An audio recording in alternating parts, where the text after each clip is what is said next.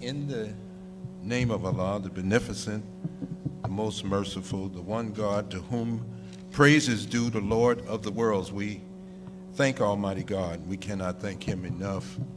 He is the revealer of all truth, the sender of all prophets, the Lord of the worlds. We do thank him for Moses and the Torah, and we thank him for Jesus and the gospel, and we thank him for Muhammad and the revelation of the Holy Quran. And as a student of the Most Honorable Elijah Muhammad's life-giving message, I'm most thankful to Allah for his own intervention in our affairs in these last days. And these are the last days. And it's not the end of days, but it's the end of days for the present world order that we live in. The present system that we are in is ending. And I'm thankful that he has manifested himself in the person of Master Rodney Muhammad, to whom praise is due forever. You loved Muhammad Ali, Minister Malcolm X, many other great luminaries that came up in the world. Ask yourself where they come from. And it all started with this man that came to Black Bottom, Detroit, Master Rodney Muhammad, and he found one that became a 100% convert to himself. That's important because as someone who, in a reckless way, and they're not informed, tried to describe the Nation of Islam, one thing he said that was correct: our warfare, our form of warfare, which is spiritual warfare, is to produce a civilization superior to the one that we've been enslaved to. We're not trying to fight them in this present world order for inclusion. We're trying to qualify ourselves to a God who has the knowledge, wisdom, and power to set up a superior civilization to the one that we're living in. So we are thankful that this 100% convert, the Most Honorable Elijah Muhammad, he proved that if none of us wanted to accept this man, he proved that if none of us wanted to accept what this man revealed to him, he would stand with that man and he would stand with that revelation. And he proved that between Rome and the Vatican, between this United States government and Mecca, nobody could take the Honorable Elijah Muhammad down. And the truth that he left us with is proving to be invincible. Every effort to destroy it and cover him up and cover that truth up is finding itself in failure. And it is proven what's called the efficacy of his wisdom. That means it produced something, and it produced someone. And if Jesus is right, and he is, that trees are known by the fruit they bear, so men are known by their works. And people look at the work of the Honorable Elijah Muhammad, and because we're so carnal and physical, because that's who our teachers have been, they've been non-spiritual people. They don't point to spiritual fruit. They don't point to spiritual work. They only make you look commercially. So when people look at the Honorable Elijah Muhammad, they talk about farmland. They talk about stores and shops and productivity in the world. But that's just a manifestation of the spiritual feeding of a man. And I'm here to tell you that the greatest work of the Honorable Elijah Muhammad was to help shape and fashion a man that in his absence is solely responsible by the permission of Allah, to bring back the Nation of Islam, and that's the Honorable Louis Farrakhan. So I greet you all with the greeting words of peace, Salam Alaikum. Family, I know that this is a difficult period for citizens of the world. Such a teachable moment as this ought to unite people in the world. But you still see that the world is seething with great divisions.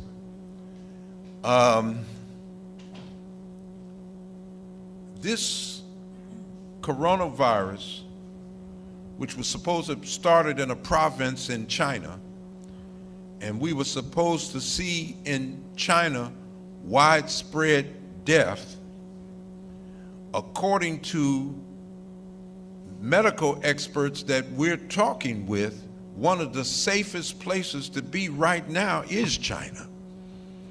Because when you're amongst people who will look honestly at what they're up against and deal with it from that honest outlook, those are people that can get on top of a situation. In our own lives, if we don't look honestly at what's really bringing disaster and misfortune to our own lives, you never get on top of the situations in your own life. And you prolong something because you never faced yourself. This country was notified as far back as October that something was amiss. Worried about rich people and the stock market caused them to put it off and delay it as if it would not come here. So the Chinese people, it looked like they were experiencing an epidemic that would bring widespread carnage in that country. And what would this country care, since they owe China so much money? They not only can't pay China back, they don't want to pay them back. And they need an occasion that will get them out of this debt. The same way they have robbed the Social Security treasure, and they don't want to pay it back. And so to keep from paying it back, they're trying to change the language of Social Security. Now, if you worked a job and you get your paycheck, you'll see that they already took the Social Security out from money that you earn from gross pay. But they're changing the language to make it sound like it's an entitlement. You know what an entitlement means? That somebody just gave you some charity. And if we buy into that, they can turn around and say, well, we're going to get rid of this entitlement, so all the money that you're putting into Social Security, they never have to give you any of it. So they're trying to do China the same way. But lo and behold, as God would have it, and you can't take God out of it. That doesn't mean that it's the active will of Allah to see widespread death, but we need to ask ourselves, why is he permitting it and allowing it to happen?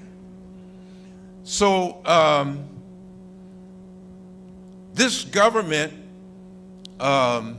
decided that they were going to lead this thing according to the way they wanted to go and not the way the medical experts were telling them.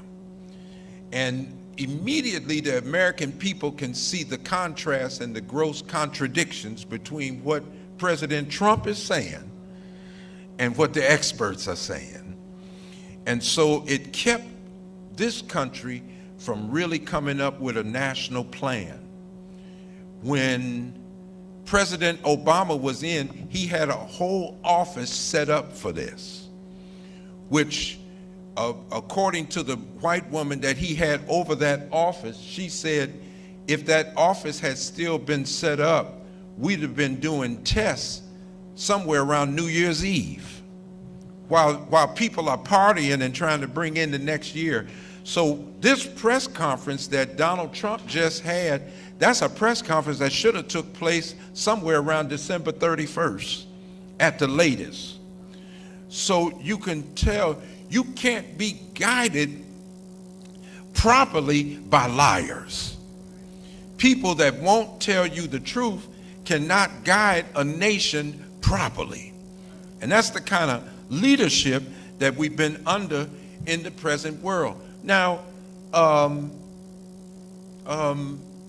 they're starting to shut down things now because they realize that the more crowds are out, the more they're exposed to this. And the tests have to come. And if the tests show up that we are exposed or you've contracted something, then they got to get you into some kind of hospital or some kind of what they call a quarantine situation. You following me?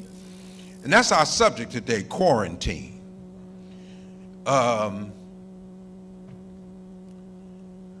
the quarantine that we want to talk about is not the kind that you see medical experts and first responders really doing here. We're talking about the call of the Honorable Elijah Muhammad, because there's a spiritual quarantine that's supposed to be taking place that black people in America have been running from.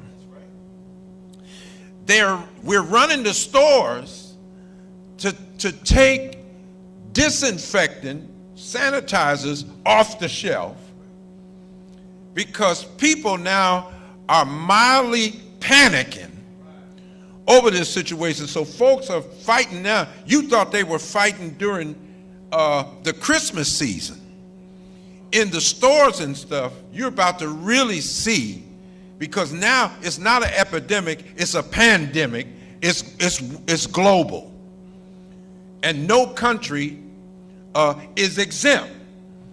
China immediately shut down and quarantined large parts of its population so they could stop the spread of it, find out what it is, find a way to take care of the people who had contracted it. And now out of 80,000 people over there that had contracted it, 60,000 have recovered. That's out of China, right? But here, knowing that information far before any average citizen knew it, rather than trying to partner with the Chinese and exchange information so they could find out what to do here, they're worried about rich people down on Wall Street, and they don't want to say we're suffering from a pandemic because they think it's going to affect the stock market. But by lying, you done hurt Wall Street more. Because the average American that's blessed to work, they're on Main Street, but many of us are on no name street. Our issues never come up. Nobody's ever talked. There's a presidential race going on right now, and most of the things that impact us are not a part of the candidates' discussion.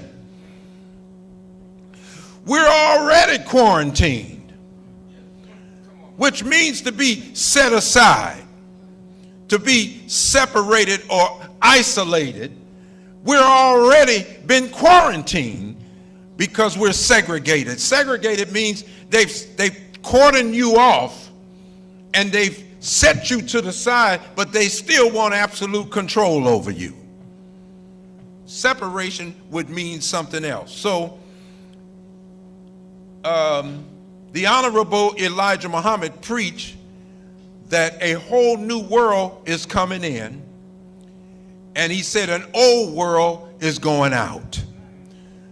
That's not a whole new earth that's going to be destroyed. The earth is the Lord's. It will be here.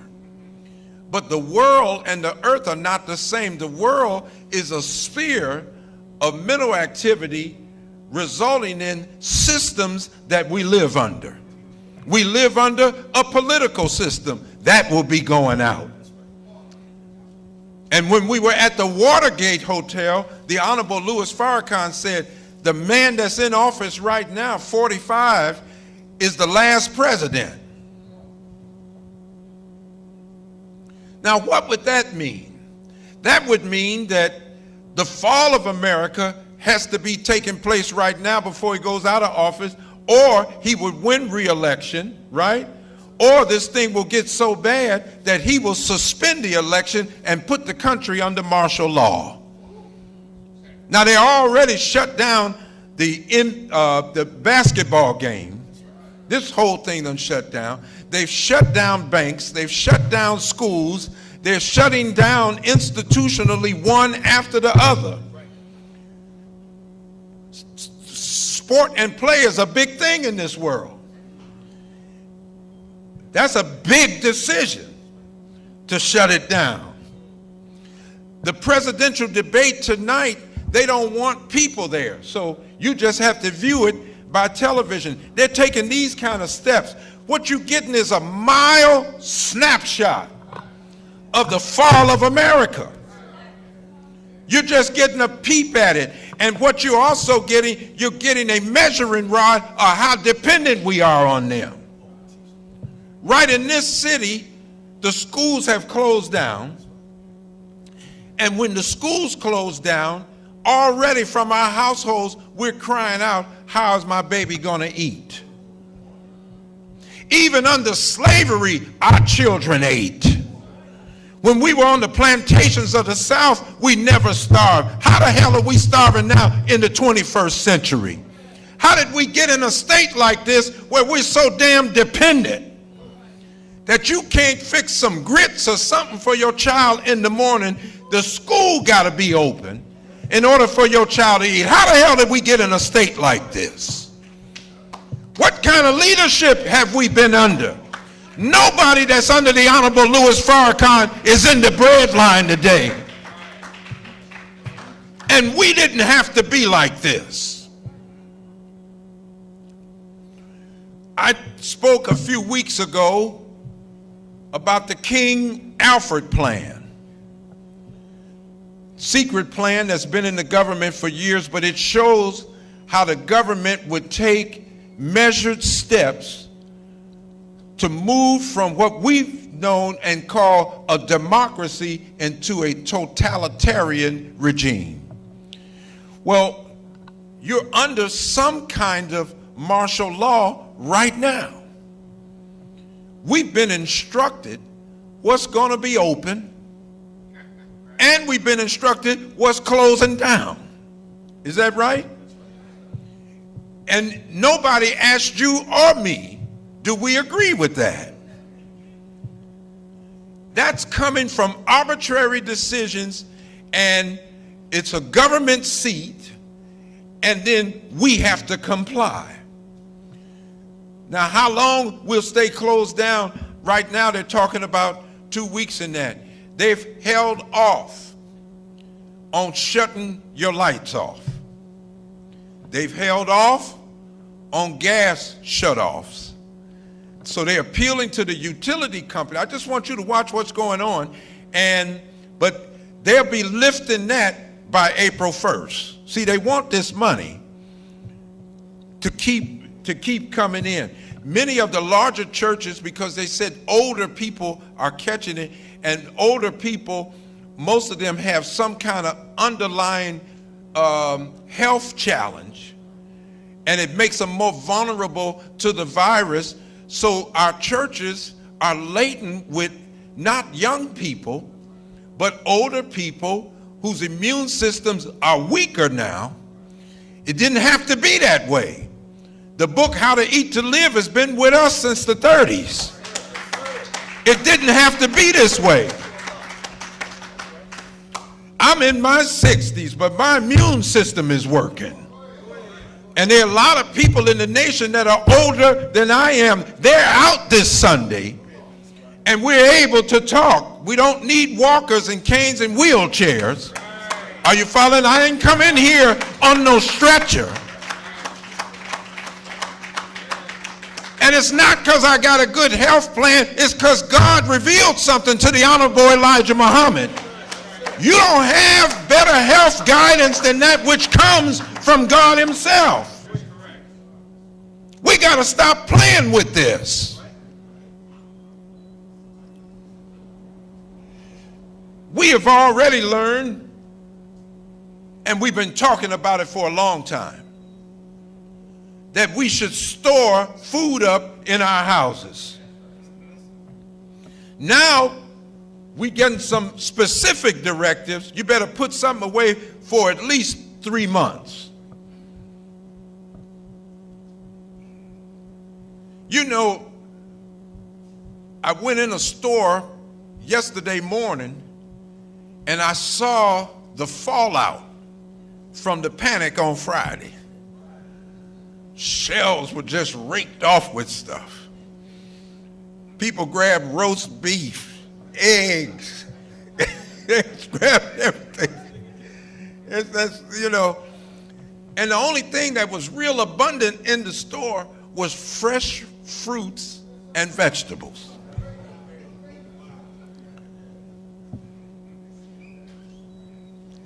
So I grabbed a lot of fruit and different things and that, and I'm sitting up watching.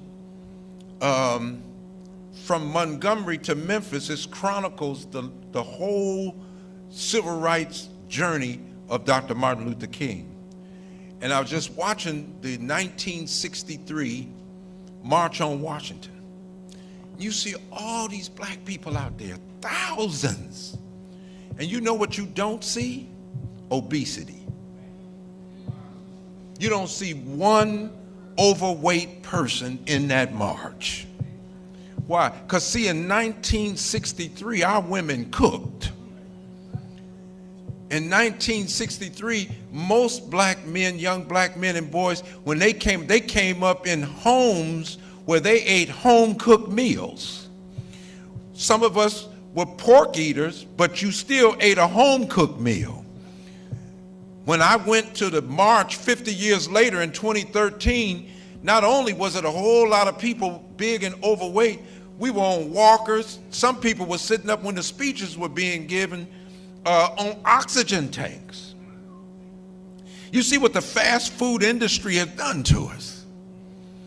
You didn't have a lot of fast food in 1963. And people were used to, even if you ate a sandwich, you fixed one at home. Are you following now? See, a lot has happened in this country in 50 years from that time. And so when I saw the rating in the store, you know, the kind of things that were gone were the things you needed to leave on the shelf. But people are panicking now that there's a shutdown. So I thought today, you know, we really need to talk about quarantine. Because God has to quarantine his own people. Look at the words of Moses to Pharaoh. Thus saith the Lord, let my people go, that they may come into the desert and worship me. And Pharaoh's reply was, you can worship right here in Egypt. And Moses said, no, because every abomination is here in Egypt and we can't worship our God properly. We need to be quarantined from you in order to have a real wholesome worship. You can't clean yourself up in dirty water.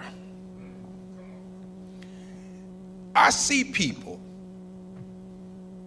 after the clean, living water that comes out of the preaching of the Honorable Louis Farrakhan and a program that flows from it that helps not only to clean you up, but keep you clean. People will say, well, I'm going to leave Farrakhan and go back out in the dirty water, but I got the teaching, so I'm cleaning up out here. You turn away from God and then tell me, after I clean up, I'm coming back to God. God is the soap and water. When you turn from him, you turn from the only thing that can clean you up.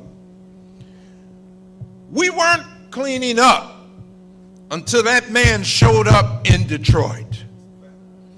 And after his showing up in Detroit, and we began to clean up, all of a sudden persecution started from people who live a more defiled existence. So the Honorable Louis Farrakhan said, you know, if you could just walk with me a minute, you seem to be ill. You go to the emergency room. What's the first thing they try to do to you? They want an examination of you. So they take your vital signs. Now, just the word vital shows you that what they're about to check you out from is what's vital to your being able to stay alive. So they want to check your temperature. They want to check your respiration. They want to check your pulse. They want to check your blood pressure.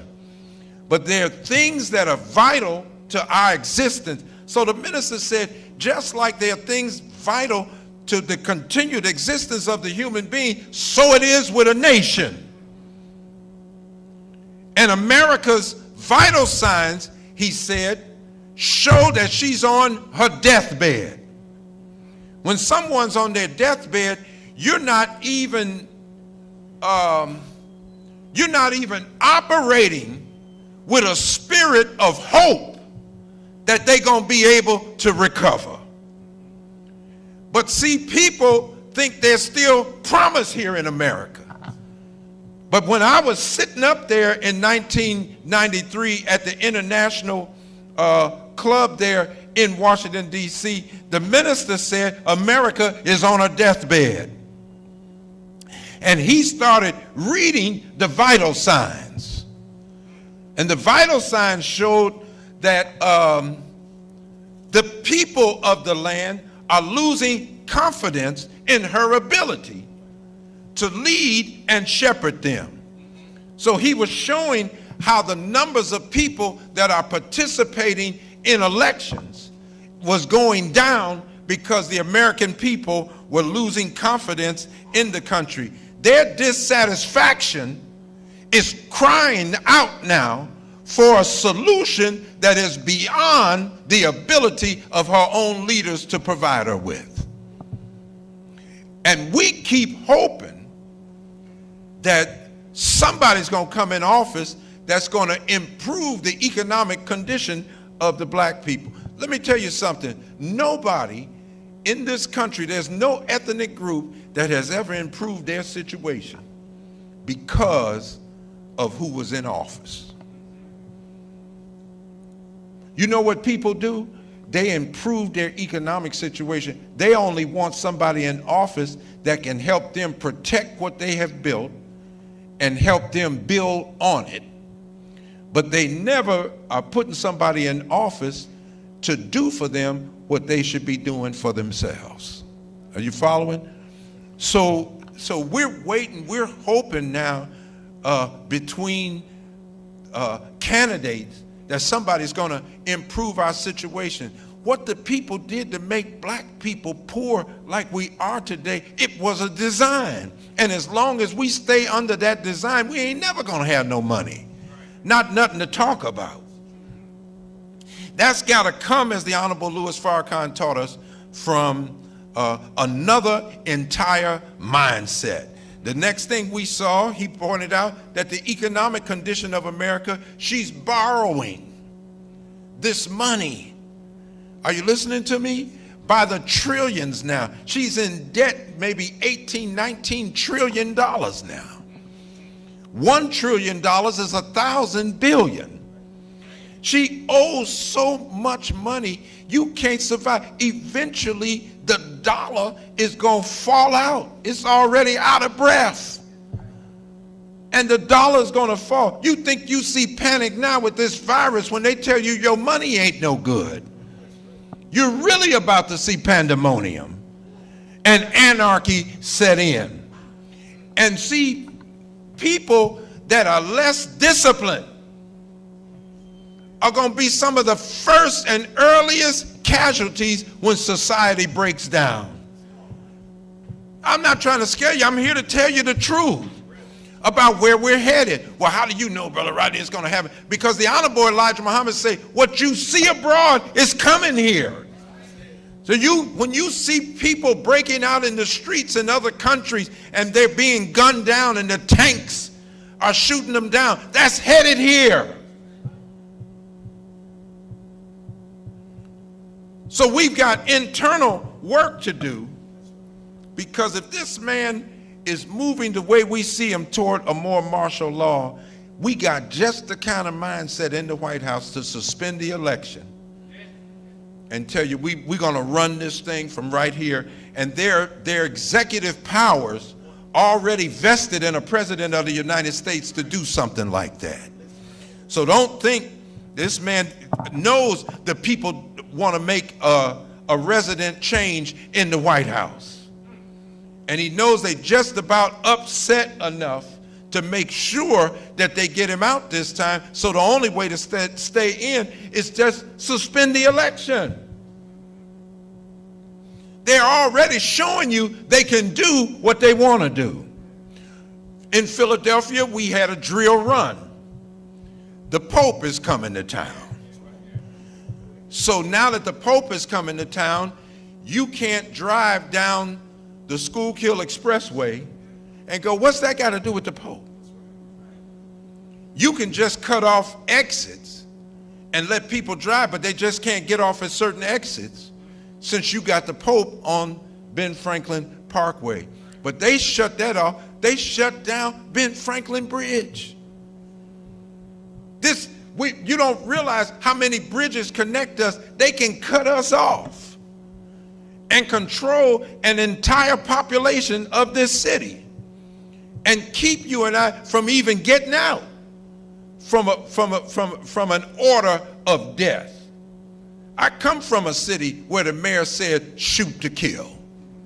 He didn't even bother with telling the police, try to arrest who you can and that. And if you're attacked, defend yourself. He just said, shoot to kill.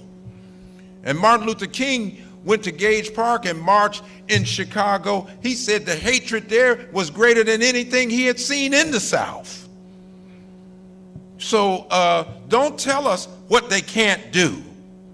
And what we're living under now is a disciplined 1% of the population and an undisciplined 99%. And that's why they control 60 to 70% of the wealth. They control that because we are more undisciplined. And because of that, we put ourselves in a weakened state. Socially, the vital signs read, there's an erosion of the moral state in this country. When you're not moral, look at the words of the Honorable Elijah Muhammad. As the planets were made or created at right angles, so Allah created the brains of the cell of man to think right. If the brain cells were created to think right, think of what you're doing to your brain when you think wrong. He didn't say the cells of the brain of man were made to think smart, though it is smarter to be right. He said they were made to think right. So it's the moral state of the mind that gives real power to it. And it's when you become immoral. So the minister said at the root of what's destroying America is immorality. He didn't say they weren't smart. He didn't say a lack of intelligence, it's immorality. And when you're immoral, you're in moral and spiritual darkness. And the worst part about it, you think you're right, while you're dead wrong when it comes to the God of right. And so you fight against people that try to bring a law of righteousness back. And that's why we're always going to suffer, because the very nature the Honorable Elijah Muhammad teaches us that you and I were created in was a nature of righteousness. He taught us Islam is the nature of God, and it's the nature that he created you in and me in. So we operate better when we're right than when we're wrong.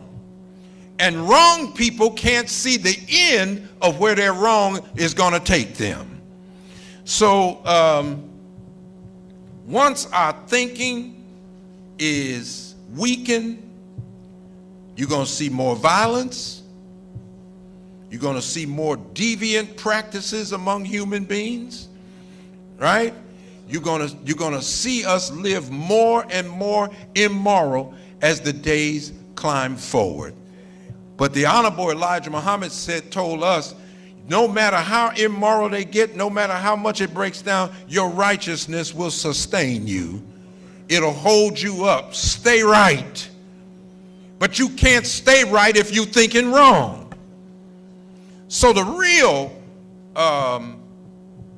quarantine that I wanted to talk about today in the few minutes we got left, the real disinfectant is the disinfectant in our thinking and of the heart. What is the state of the heart? Because if you can get the heart right, everything else will fall in place. According to our own study guide, another word for disinfectant is to be pure. First of all, a disinfectant is not put down to keep you from getting infected. You know why disinfectant is used? Because the infection is already there. Satan has already taken over 9/10 of the earth. So the minister said, if Satan has deceived the whole world, the next question he asks us, are you in the world? Well, if you're in the world, then you're one of the parties that has been deceived. And as I said before, not facing the role you play in your own problem means you're not positioning yourself to get rid of your problem. We live in a land where everybody's trained to blame everybody else for your problem. So, I never saw more people have a problem till I came with Minister Farrakhan in a work of righteousness. And from the day I came in, you know what I've been hearing? Take it or let it alone. Yes, sir. That's right. And I said, man, if you didn't want to take it, why didn't you just leave it alone? Why don't you just walk away? Because if you walk away, if God wants you, he'll set up the circumstances to bring you back. But this man who showed up in Detroit, he didn't design this nation for casual acceptance. Well, I'm with him about 60%, but I'm with you about 40%. He don't like fractions. According to the Honorable Elijah Muhammad, you can't be halfway in this and halfway out. That's what I'm really trying to say to you. You can't disappear for 2 years and then you're back and then you're gone again and then you're back, and then you know what the Quran says? Why, you're neither of this nor that. You'd be of something if you just walked away. Well, I don't want to take it, Farrakhan, so I'm going to walk away. And that makes trouble for Muhammad's work, because candidates end up not pure. Candidates end up more infected than disinfected. We're working with a disinfectant when we come into a life and pray to the right God, prayer, one of the purposes of prayer is purification of the heart. Are y'all listening to me now? And Moses had to tell him, I can't take the believers and pray in Egypt. They've been, for 400 years, they've been praying to your God. Look how dependent we are on a modern day Pharaoh in a modern day house of bondage right now. You can't get an egg from a black person. Everything, when we leave here today, if you're going to get toilet paper, you're going to something the white man have set up. We are not independent, so stop sticking your chest out. We're very independent. This time is set up to really test our military and test our militancy toward the bringing in of something new. You may not like the test, but hell, it's here now. We should have been studying and getting ready for an hour like this, because it's already on us. And it's going to test us how pure is the relationship that we have been trying to develop here. Another word for pure, well, let me go first with this disinfectant and purity. Our study guide says to be pure is to be freed up from anything, number one, that's inferior. Now, anybody that leaves God is going to join up with children of a lesser God. Let's start right there. Once you leave God, you're leaving a supreme level of principles that if you apply them in your life, you get some supreme level results.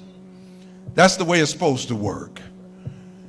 And the Honorable Elijah Muhammad said that in the very universe that we live, when something is superior to something else, the inferior thing always submits to what's inferior.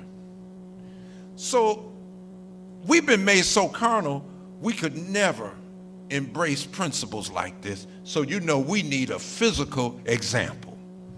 So let's look at the Honorable Elijah Muhammad. He comes up in this white man's world. He don't even get through the 4th grade of schooling. He meets God. Now maybe you say it wasn't God that he met, but he said, if it ain't a God, I'm dealing with a greater devil than the one you serving right now. He meets God and he declares himself independent of our 400-year-old enemies.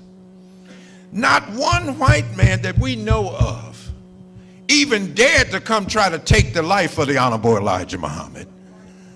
And when you see some of the old footage, I mean, the kind of brotherhood that we had, they were so fierce, Minister Farrakhan said. I mean, they drove fear out of you to get you ready for separation from this man. Do you know why some of our people don't want to separate from him? They're afraid that we can't make it on our own. Are y'all listening to me now? So the whole talk of separation is going to require a vote, because some people are afraid maybe we haven't grown up enough to do it. We got to start somewhere. So first thing we have to do, we have to be freed up from anything that's inferior.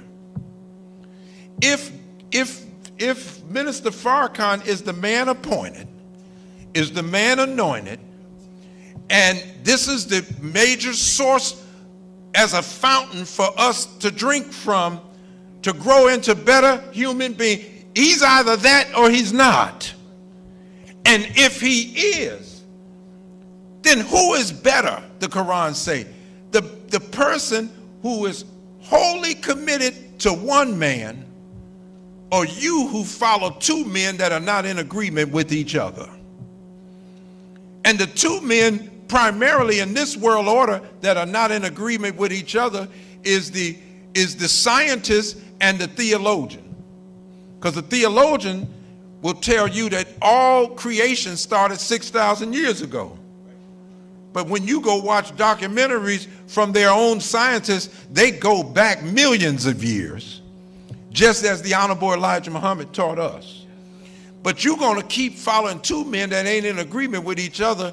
But when I came to this, we started looking toward one man and following one man wholly than to be a slave and laborer under two men that are not in agreement with each other. I hope you're listening to me. So we've got to get freed up from everything that's inferior. The diet of this world is an inferior diet. It will not preserve our bodies long enough to experience what we call the hereafter. You can't eat murder burgers, suicide fries, all your life and that kind of thing and think you're going to survive to get to a period. You know, Dr. Aleem used to always teach, you got to take care of your body so it'll be here long enough so that you can experience the promises of your God, because you're not about to die. That's an inferior belief, and go live somewhere in space. You got to get that thinking out of you, because they promise that they're going to bring you back to their religion. That's what the Quran says. You'll be fine if you come back to our religion. And that's where an invisible God, do you realize you can't even speak a word without form in it? So how are you going to have something that's formless teach form how to live a formless life, and you have no example of it? You don't know how to live a formless life. So I say to you, close your eyes, or I'll close mine, and let you form words and describe to me what heaven looks like. Then you tell me the streets are lined with gold. Well, wait a minute. Gold is here in the earth. You'll enter the pearly gates. Think of this now. And I can go deep in the ocean and find pearls. So you can't even describe heaven. You can't even describe. Then you say God got a crown on. So you keep using things that the eye can see to try to give me a picture of something that's invisible. So you're unable to rationalize. It's really an insane line of thinking. That's all I'm trying to say to you. And you got to reason it out.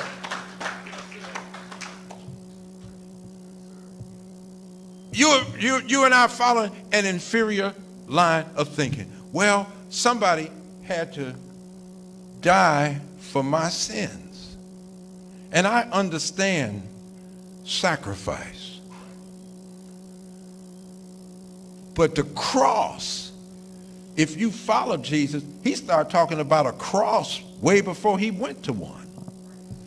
Did he not say, if any man be my disciple, let him first deny himself and then pick up his cross? And when you pick up your cross, follow me. That right there shows you he's not talking about a physical cross, two pieces of wood nailed together. He's talking about a burden that you pick up in a mission. This is long before he went to one. Come on, somebody. I'm trying to reason with you now, as I'm trying to reason with myself about what they've been teaching us. Well, child, if you don't accept this, because see, he rose from the dead. Okay. And when I rise from the dead, it's called the resurrection. But I go to the first book of Kings, and Elijah brought this woman's son back from the dead. Was that the resurrection? Before Jesus ever went to the cross, one man came to him and said, my daughter died. He went in there and put the folks out, and he brought her back to life. Was that he brought Lazarus from the grave. Come on, somebody. Was that the resurrection? So when we try to reason to it, we have to come. Then you got to ask yourself, how is it that the Honorable Elijah Muhammad backed the white man up all the way against the wall on the reality of God, and they never challenged him on it? Then he began to take our nickels and dimes and get farmland. He began to raise cows and sheep. We began to set up meat processing plants. He brought large buildings for some of the seniors in the nation to have a place. He built the building for his secretaries to live in. He started a farm with 240,000 eggs coming in a year. When white people came to him, they expected to be taught. They didn't come to him the same way they come to you and I. They order you and I. They never ordered Elijah Muhammad. He was independent of them because his God is independent of them, and he was a 100% convert. We have an example that independence is possible while we're sitting right here. He never treated them as if they were superior, and he never handled himself that he was inferior to them. To be pure is to be free from anything that's inferior. Somebody said, well, you know, the minister had to wrestle with and accept that the Honorable Elijah Muhammad told him about his greatness. I said, you know what?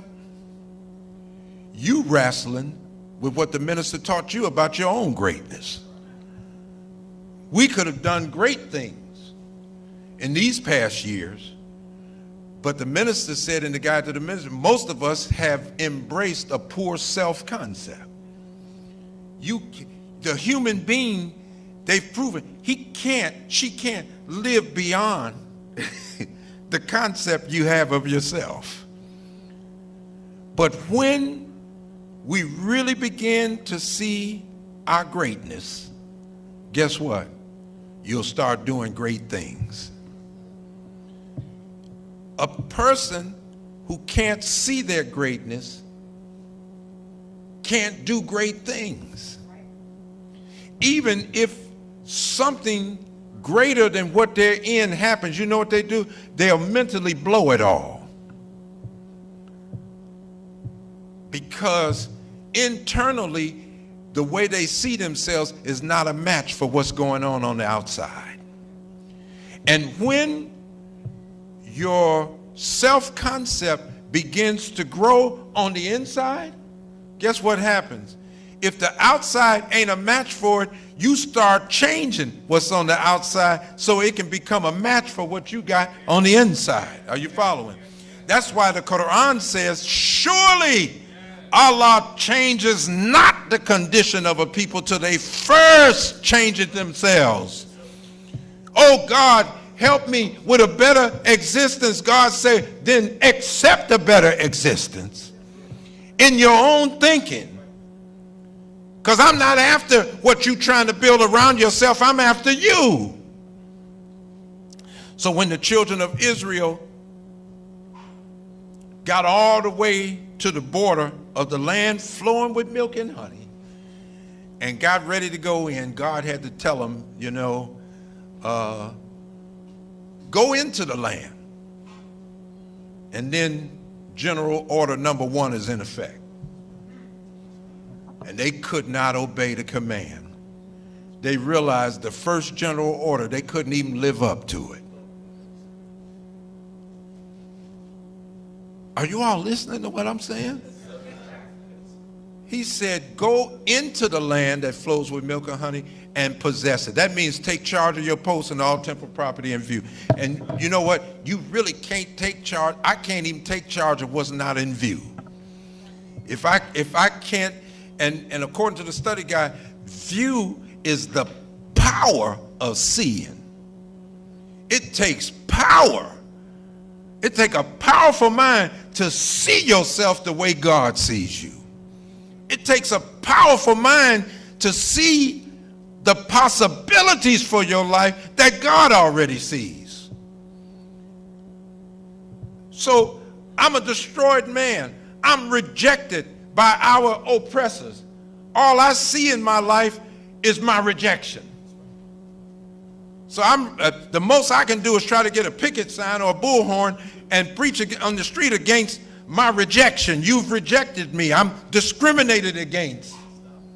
You know, you treating some other people better than you treat. That's all I see. But look what Jesus said. The stone that the builders of civilization rejected. Now I have chosen you and I'm making you. I don't see what God is doing. I only see what my enemies are doing. That means I got a poor self-concept. Farrakhan don't have that kind of concept. He's exposing our enemies, not because they have rejected him. He said, to hell with your rejection, because God has accepted me. And I'm chosen by him. And the people that I represent are the people that God chose. He didn't go all over the earth choosing everybody. We're so busy trying to make sure everybody's included. They will be included when we get up and do our job. No, he said, I'm going to quarantine these people. When you're quarantined, they say, look, they're infected. They're infected with false teaching. They're infected with a poor self-concept. They're infected with unsanitary conditions. They're infected now with the wrong religious practices. They're infected now with self-hatred and a sick love for their enemy. Well, Muhammad, bring them over to us in Mecca to do this. No, they're quarantined. They're sitting at the Honorable Elijah Muhammad's table telling him, bring your followers to us that we may teach. And he said, the hell I will. I'm not bringing them over there to sit with you. Mine are quarantined. We're getting ready for a whole new way of devotion. We're getting ready for a new Islam. The old Islam is going out.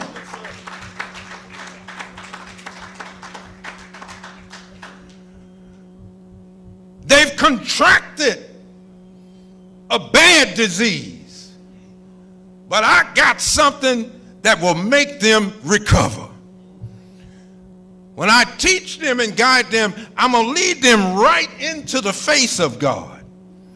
Nothing in the face of God can be anything other than what it is. So we end up restored. Are you following? Nothing can be what it is. When you get in the face of God, you got to bow to his will. Satan is an adversary of God. His chief characteristic is deception. So he deceives the sons of God, joins their squad, and when they go before God, he's with them. And look what God said in the Bible. Satan, whence comest thou? He said, I'm going up and down, to and fro. See, that makes the cross.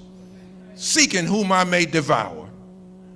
And the minister had them pull that word up. Savior's Day. Where were we in the graduation? Satan, whom I may, somebody was sitting there with us, but we were in Detroit, but the minister said, let's stop right there. Look that word up, devour. And when they got through reading the long definition, it even talked about seizing your mental capabilities. Satan said, I'm seeking whom I may devour. So you got people sitting right in your camp, but they think just like me, because I have seized their mental abilities. And that's why Savior's Day, oh God, we were in Chicago, so it was right before this last one. The minister started listing his enemy. His enemies used to be the government, right? His enemies used to be those at the Vatican. He listed them. Those in Mecca. He got enemies galore. Then he started adding to the list, and he put the disbelievers there. Then he said the hypocrites. Look at the list of his enemies now. But then he added one more in that Savior's Day, the weak-minded Muslims. Because they're the ones that make the hypocrites effective. they're the ones who get, after being disinfected, get infected all over again. And they have become a great source of trouble, as they were for the Honorable Elijah Muhammad. They're a great source of trouble for the minister today, because they don't know what to think, because we ain't rationalized this out. Get yourself mentally anchored in this, that God revealed himself to the Honorable Elijah Muhammad. Anything else that we come to, anything else that we embrace is inferior to that. To be pure is to be freed up from contaminants. When contaminants, bacteria picks up, and you grab these things and there's not a regular process of washing away contaminants, you'd be surprised the soil that will end up in your mind from the present world that we live in. And with social media, we can rapidly speed that up. And they're planting all kind of things out here. So what's a contaminant? Doubt. As I said at Jumar Prayer Friday, doubt is a mother. According to the Honorable Elijah Muhammad, when she goes to the delivery room, she delivers a child called hypocrisy. He said, doubt is the mother of hypocrisy. You know what you can do when you doubt what you're being taught? Ask a question. There is an answer. There's no such thing that there's no answer to whatever you're wrestling with. But if you're trying to get the answer out here from a confused man, then spiritual darkness sets in. I never forget, I saw a brother and he left the minister and ended up with old crazy Royal. And Royal said he was God. And he said he had been to the sun and back. And so somebody asked him in the question, and well, how did you go to the sun? He said, I went at nighttime. Now, what you really should be looking at is not the crazy answer that he gave, but look at the people that have accepted that. There's no such thing as nighttime in the face of the sun. The purpose of the sun is that night is over. Are you following now? And the heat of the sun, belching 30,000 miles out from its own surface, 14,072 degrees Fahrenheit, you can't live under that. That'll burn your eyes out just crossing your face. It don't even have to touch you. How the hell can somebody go to the sun and come back? So I asked the brother, I said, man, what the hell are you thinking? What are you doing over there with this food? He said, Brother Rodney, I always had questions. I said, yeah, but we're in a nation that always had answers.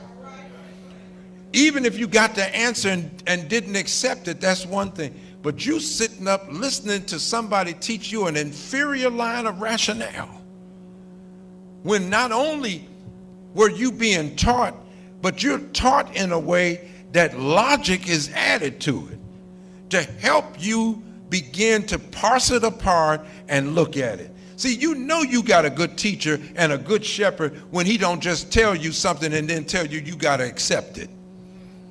But he opens it up, he unpacks it for you. And you know I'm telling the truth about the Honorable Louis Farrakhan. He ain't taught us nothing that he didn't unpack. And it gave us a chance to look at it. So we end up with a contaminant, and it takes us into hypocrisy. And some hypocrites start actively working, because the government outside, they're looking for those kind of people on the inside to help them with their agenda. Well, I'm not with the government or nothing, yeah, but you're a facilitator of the conspiracy. And if you take the planet talk around and circulated, the Honorable Elijah Muhammad said, the third time you repeat it, you are part of it. By the time you repeat, you say, well, I ain't the one started the rumor, but he said the third time you repeat it, you are a part of it, and Allah will treat you like one who started it. You'll suffer the same fate as the person who started the evil. Are you listening to me now? Because now is the time that he's looking. The Bible says the fight is like this. It's between the serpent and the woman. Well, the woman is not a woman, it's a man. And if you study the Messiah, he's constantly styled in the scripture as a woman. Because the minister said, until you see the woman properly, you'll never see God. So it's interesting that the person who's one with God in mind, heart, and spirit, perfectly united with him, that they keep styling him as a woman. So the woman bruises the head of the serpent. The Honorable Elijah Muhammad said, this is a man that God has furnished with an invincible truth. And when he preaches it, he's defeating the high-wise religious scientists of this world, because the poison that's in the head of the serpent is in their teaching. They have taken the prophets of God and they have poisoned the teaching of the prophets of God with an imperialist idea. And they were getting away with making all the prophets white. And through logic, if they're white, then God must be white. That's why you see it in the Malcolm X movie. He's asking about the picture up there. The man said, well, wait. God is white. Isn't that obvious? The person playing Malcolm said, no, that's obvious. You got them pictures up there. But the Honorable Elijah Muhammad teaches us that the people come from that part of the earth are people of color. They don't argue with you no more about that.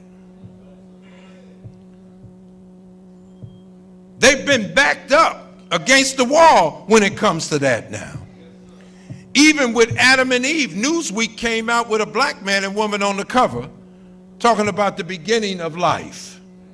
That was years ago. But that only came after these little temples that set up all over the country, and the preaching of what was revealed to the Honorable Elijah Muhammad began to circulate in the population that's out here. You're never going to get rid of this teaching. So whatever they're trying to do to stamp it out, you'll never get rid of it. It'll just metastasize and keep going. They said we got to stop it like they do the coronavirus.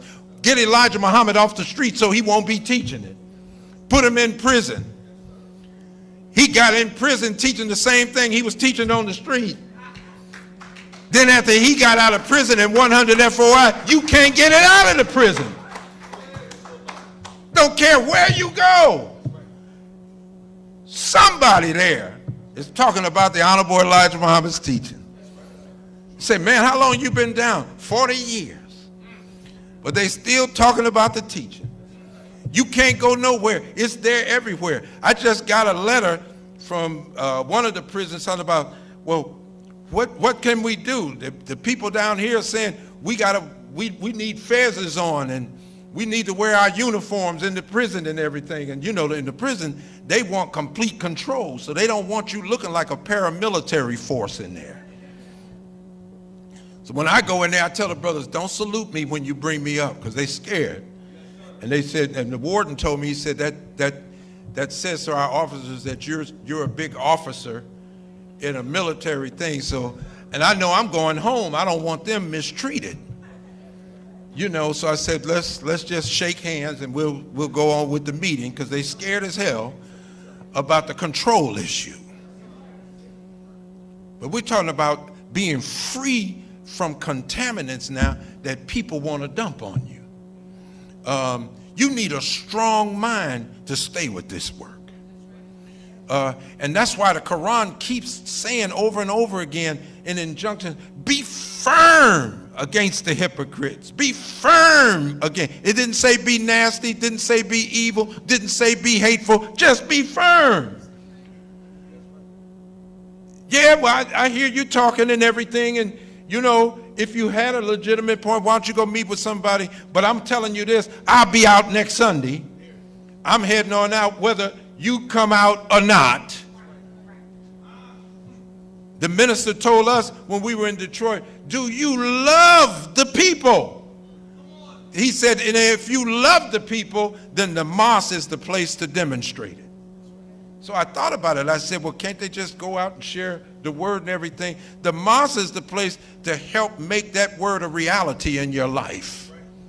Because without you getting in an environment that can help you get shaped up, you want to win a championship fight, you can't go out and hang with everybody. You can't do everything everybody else is doing, as Paul said, and win the prize. You got to get in an environment and around people who are dedicated to your success when you get ready for the fight. The folks out there watch you fail in the ring and talk about you. But the people in the gym where you keep going, they're making sure that you're doing everything to build your body up and get your body ready to take a blow and deliver one. That's the kind of fight we're getting in now. It's on a spiritual level, but we got to train ourselves up in godliness, and part of that is freeing yourself from the things that are weighing you down. Look at what a disinfectant does when you sanitize to become pure. The study guide said you must be freed up from being ingenuine. Ingenuine means what you see is what you get. Huh? When you're ingenuine, you try to put a mask on because you're something else other than what you're presenting yourself as. So then what God does, he sets up tests that manifest all of us. So I just pray when my tests come, I really am a believer. But that's what I want to be. I want to be a genuine believer. You understand? That means any test come, I still believe.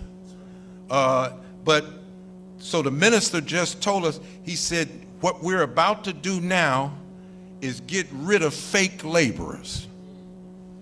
He said, and bold preaching is going to start the process. Listen what he's saying now. Because now, you know, the kingdom is like this. A man went and sowed a field of wheat. And then while men slept on their posts, an enemy came in, crept in, and sowed tares in among the wheat. Anybody that know anything about wheat and tares is that they look the same while they're growing up.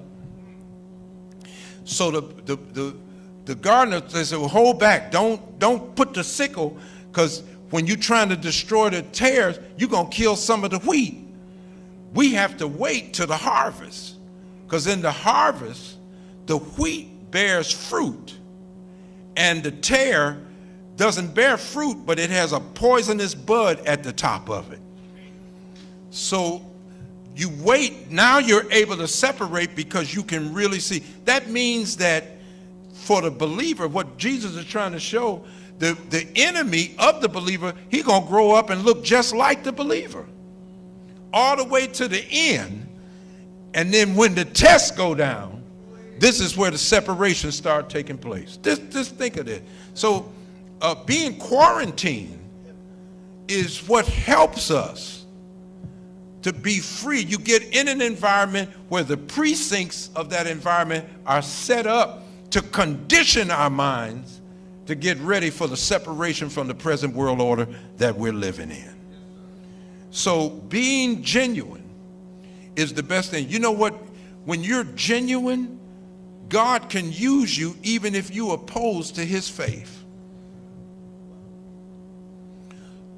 Paul, the greatest preacher of Christ in this world order, he didn't start out a believer in Christ. He he was actually Saul. He was one of the foremost that was opposed to those that believed on Jesus. He was there leading the crowd when they beat Stephen to death. He was so sincere in being against the people that believe. God said, I can use a person like that. You know why? Because they sincere. You know, on the street they say they 100. He may be on the opposite side, but you know what? On the road to Damascus, I'm going to set him up. And before you know it, Paul was in the fruit class. Watch out now. They said, ain't that the man that used to be on the street preaching against us? Yeah, but he was genuine. And so I'm taking that man because he's sincere. I can take that sincerity and I can use it for the faith. And Paul went places that the other disciples wouldn't even go, preaching Christ. In the history of Muhammad, you had people upset about Muhammad. They said this new preaching is disrupting our way of life around the Kaaba. And the Quraysh were growing intensely angry toward Muhammad and the new converts that he was getting. So it was so bad that the Muslims never did their prayers. You know, you can't stop folk now. They be on the sidewalk and everything doing prayers. But back then, they would hide to do their prayers, and the believers would meet secretly, going over verses that had been revealed to Muhammad, peace be upon him. So a powerful man among the Quraysh named Umar, he said, well, if this man is so destructive to our way of life, why are we sitting around here talking about him? Let's kill him. So Umar took his sword and he went to find Muhammad so he could put an end to his life.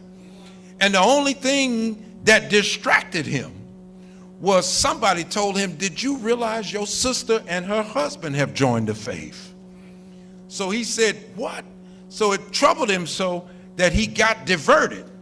And when he went to the home of his sister and her husband, the history says he jumped on both of them and beat both of them up. He was a powerful man till he drew blood. And when his sister fell, there were pages that she had of the Revelation, verses that begin the Surah 20, Taha. And when Umar saw the words, oh man, we have not revealed this Quran that men should be unsuccessful. It touched him so deep that a man that was going to kill Muhammad with his sword, because he was sincere, Allah took that man. And that man now became part of the ranks of the believers with the same sword that he was going to kill Muhammad. Now he will kill anyone that would go after Muhammad. Not only that, when Umar joined, he didn't like secret meetings.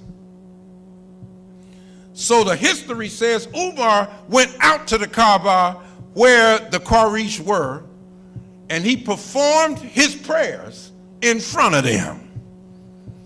And then after his prayers, and he wiped his face, he stood up. Anybody got a problem with that? Huh?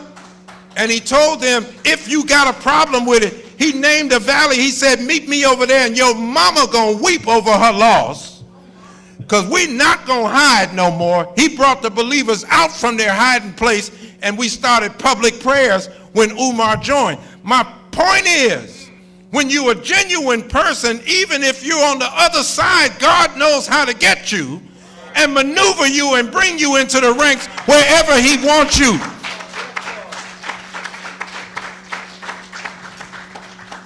Master Rodney Muhammad did not design this. His call is not designed for a casual response. Even if you ain't doing everything you're supposed to do, make sure that your response is 100. Because if you come here and go there and come here and go there and come here and go there, the Quran says, well, you neither of this nor that.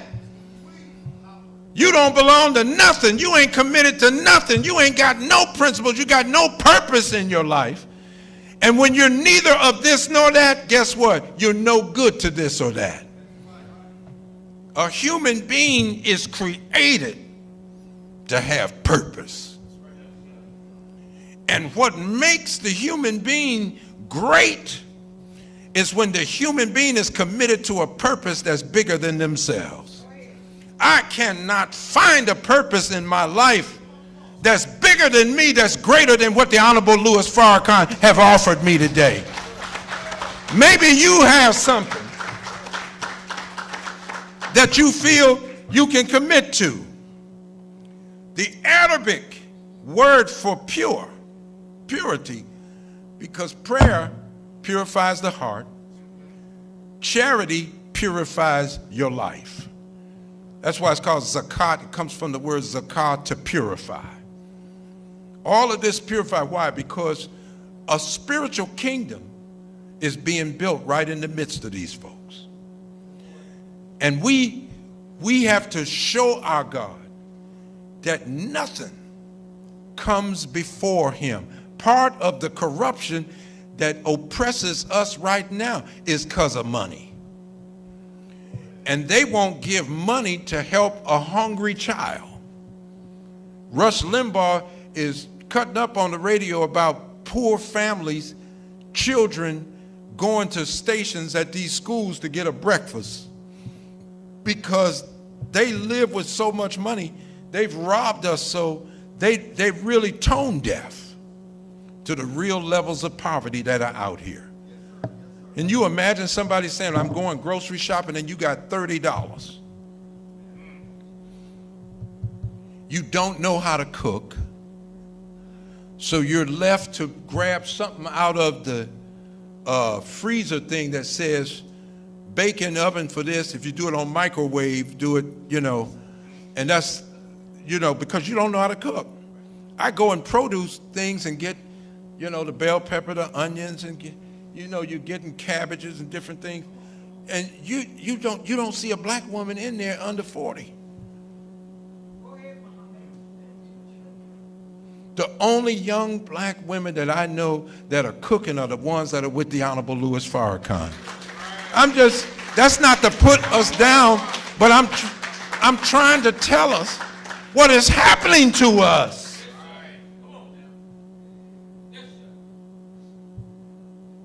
The kitchen, he teaches us, is the clinic. He even said, that I just read to the MGT, a clean room is medicine. A room that's free of debris and contaminants and junk and clutter and things serves as medicine. And anybody that does a job where you have to visit people's homes, some of us are living in biohazards. Chicken bones still down on the floor. No, I'm just saying, we've grown, and the minister said that, when you become more insane, and that's what the white man's teaching is designed to do, to take you into the mental field of insanity. When you grow more insane, you grow more unsanitary. So when you go now, they want to hire people to come through the neighborhoods and clean up. Going down block by block to clean up. Why? Because many of us that live on the block, we've just learned to live with the feel. A dead animal been sitting over there for the last 6 days, and the stench is there, and we haven't tried to even move the thing. And I hate to look at our community and see a black woman have to go out there and try to move the animal or figure out something to do. What the hell done happened to the men? What has happened to us? That we've lost any control over our own communities and that. See, we need something that restores us. And when we're restored, our order is restored. Our women are some of the most gifted people on the planet.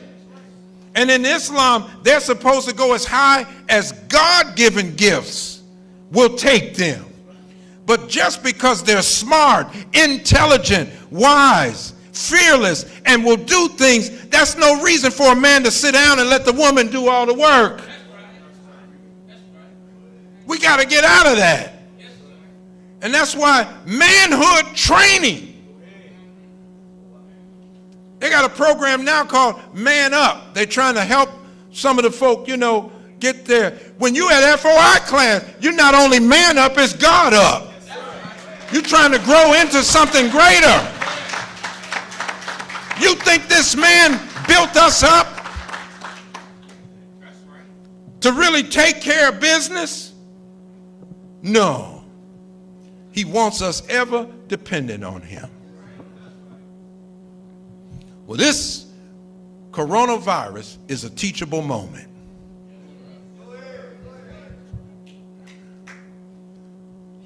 Thank the brother that's under the overpass over there on Germantown Avenue. He got a table set up with all kind of items. He sells dishwashing liquid, laundry detergent and everything.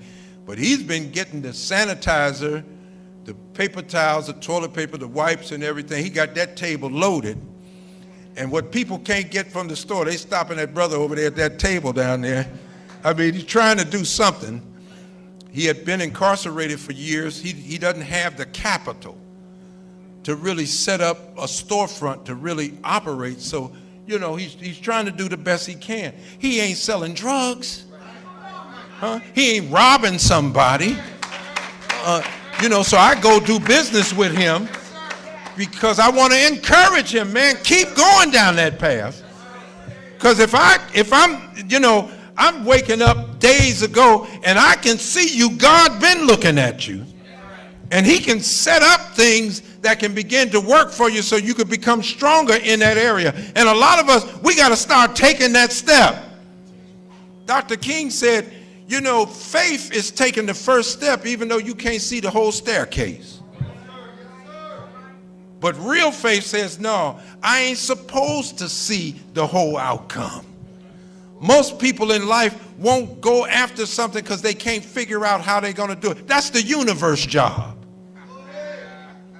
The fact that you got that idea, you think you came up with that on your own, your God has furnished you with something. It's a teachable moment to find out how much faith you got.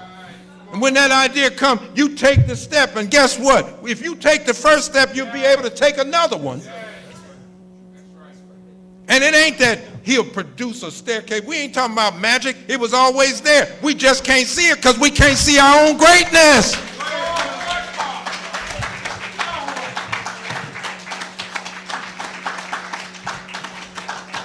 We got to use this moment, not to panic. This is a moment, man, where our faith needs to demonstrate itself.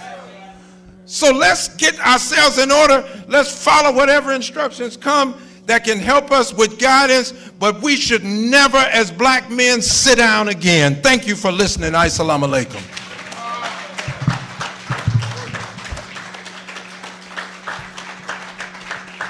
All praise is due to Allah. Anybody out for their first time?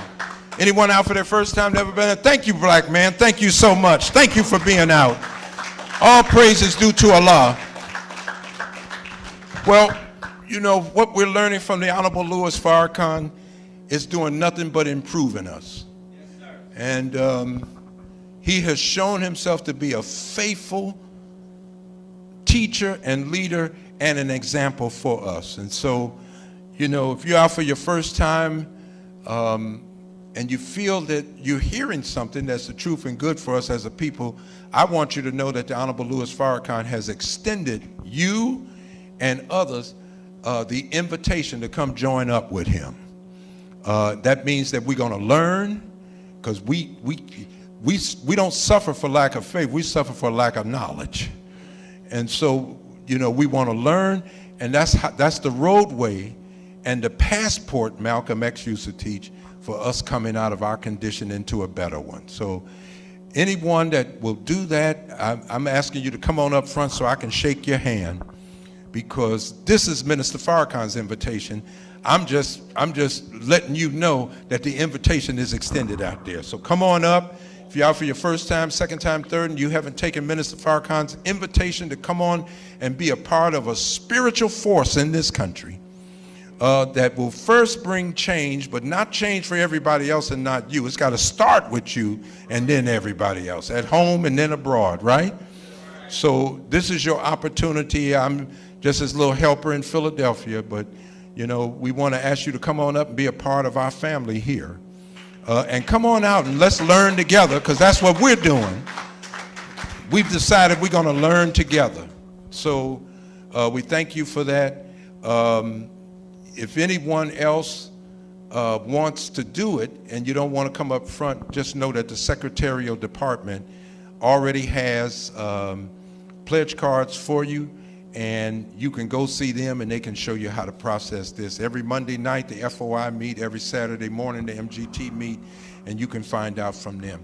And so what we want to do very quickly is take up our public offering. This is your opportunity to come on and help us now. And we've done this now for 90 years. We've been on this point, and the nation has kept going because the real bank of the Honorable Louis Farrakhan is the hearts of his people. So is there anyone that gives $20, $50, $100? Who can give that today? We need your financial support, and so we're asking for your help. Yes. $25, Sister Halima. Sister Halima with 25. Come on, give her a big round of applause. Sister Halima, all praise is due to Allah. Thank you so much, sister. $100 coming from our own brother Divine. Thank you so much. Thank you so much. Who else will help us? $20. How many people can give $20 today? $100 coming from Brother Roger. Thank you so much, Brother Roger.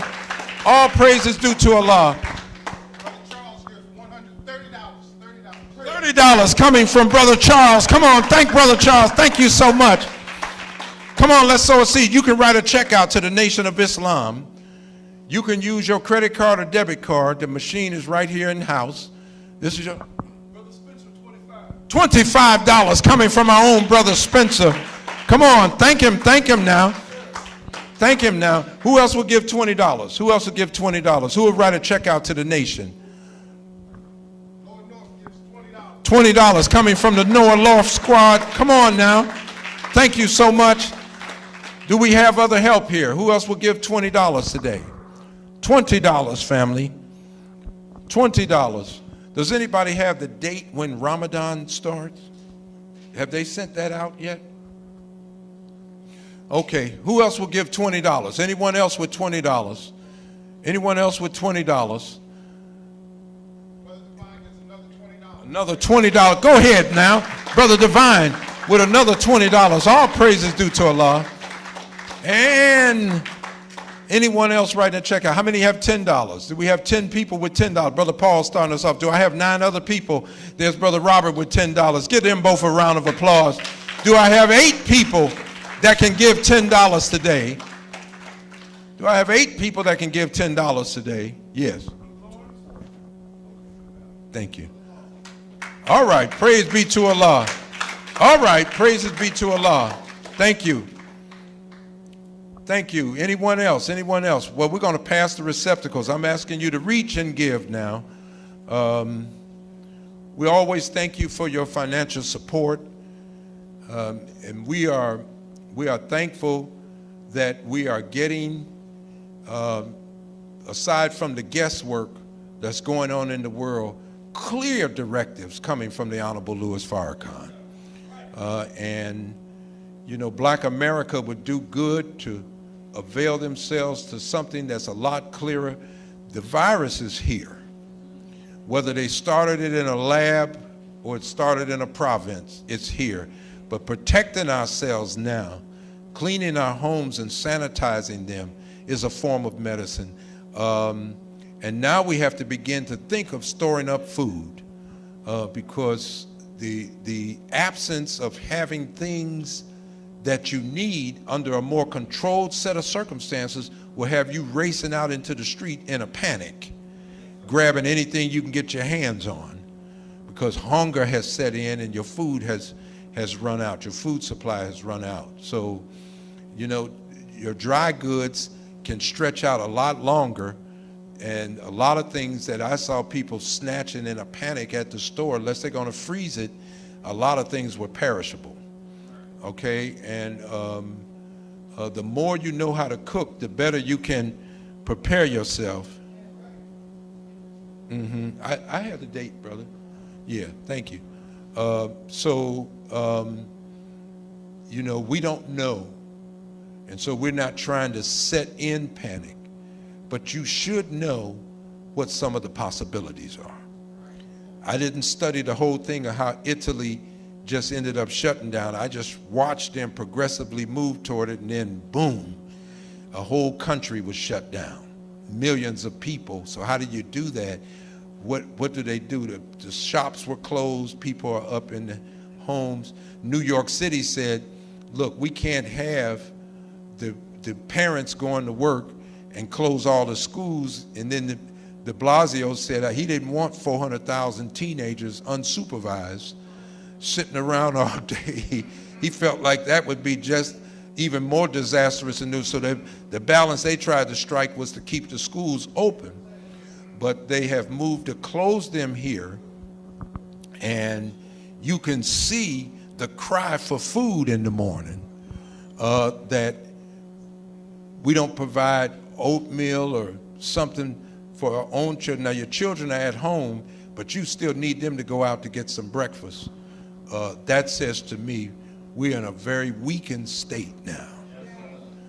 You know, and you've been relying for years on the state feeding your children. Well, what do you do when school is out for the summer? What do the children eat then? Are they fending for themselves? So our homes are breaking down, family. This is a real teachable moment to help us look socially on a widespread scale at the condition that we're in. And believe me, we can recover from this. But if we don't face ourselves, we'll never recover from it. And crisis after crisis, they can keep setting up things, and before you know it, a totalitarian regime will be right before you. This man that we have in the White House, I'll say this without, at the risk of causing you to panic, he's not beyond suspending the elections altogether and just saying, hell, y'all gonna have to do what you told. You know, and I just remember the minister saying he's the last president.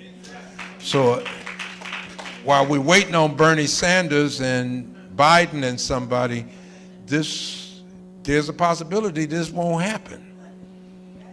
And I know people gonna snap and anarchy is gonna set in. And then they're gonna have to just move to do controls. Maybe and we have generations that really don't know what these folks are capable of. But I've seen tanks come through the streets. When Dr. King was killed, I mean, down Chicago, right in front of where Mas Mariam was, I used to see tanks coming down Stony Island. And see the way they rebuilt Chicago after the Chicago fire, every ramp, it can get all kinds of artillery and things up there because they rebuilt the city.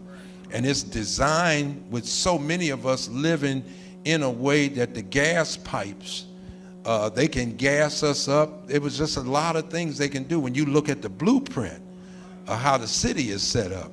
And we're set up with bridges where they can put military on bridges like they did in Katrina.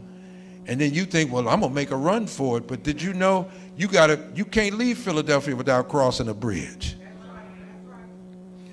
Yeah, so you could be trapped. I'm telling you, the Honorable Elijah Muhammad said, Allah is putting it in the hearts of our people not to accept his rulership anymore. So we become kind of disagreeable to live with. So the man has to cull the population. That means kill off at least a couple of billion of us to try to get some semblance of control.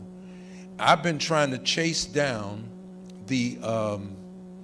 I call it a rumor because it was unsubstantiated, that melanin is keeping us from contracting the virus. So there was a report, unsubstantiated, that all the Nigerians that were in China, none of them tested positive. And you know, you were right in there where folks were dying and everything. But someone told me that a black basketball player is supposed to have contracted it. But the only place it was on, so it's two of them, right? Yeah, they've contracted. So we, you know, like I said, we should be taking precautions. But the social media stream, if you don't look carefully into things, all kind of reports will be out there.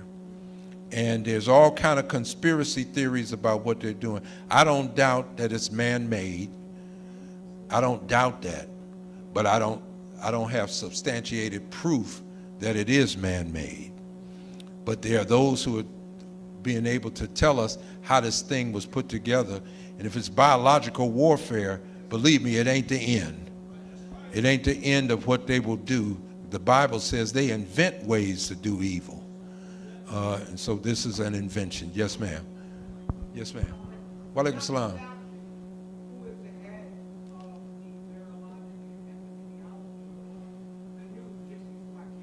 Mm-hmm.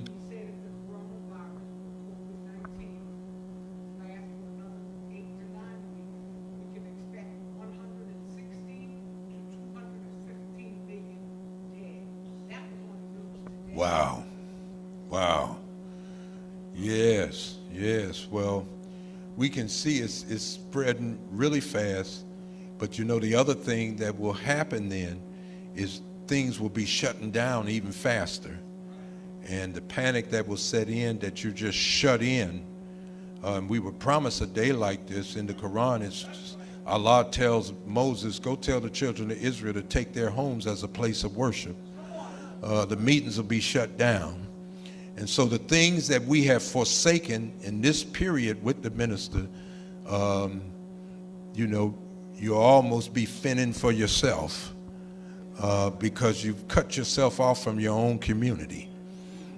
So it's a very difficult life to live out there with a whole bunch of folks that are confused. So, but anyway, the date we got for Ramadan's beginning was April 24th. So anyway, let's stand for our closing prayer so we can, was there another announcement?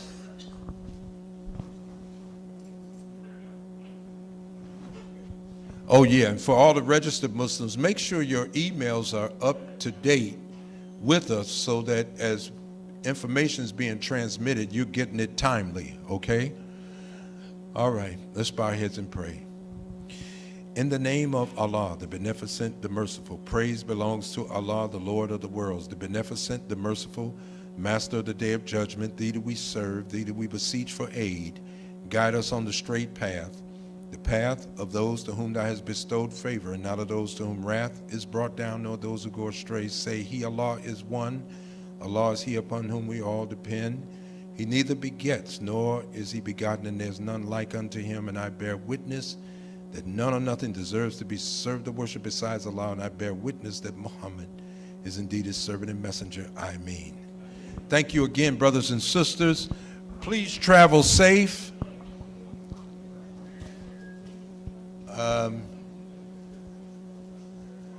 And I forgot to mention that they did say this morning, you know, sanitizers have a expiration date on them. All right, so you can actually have sanitizers that are past the expiration date and they have no effect. Yeah. Alcohol and bleach, that's right.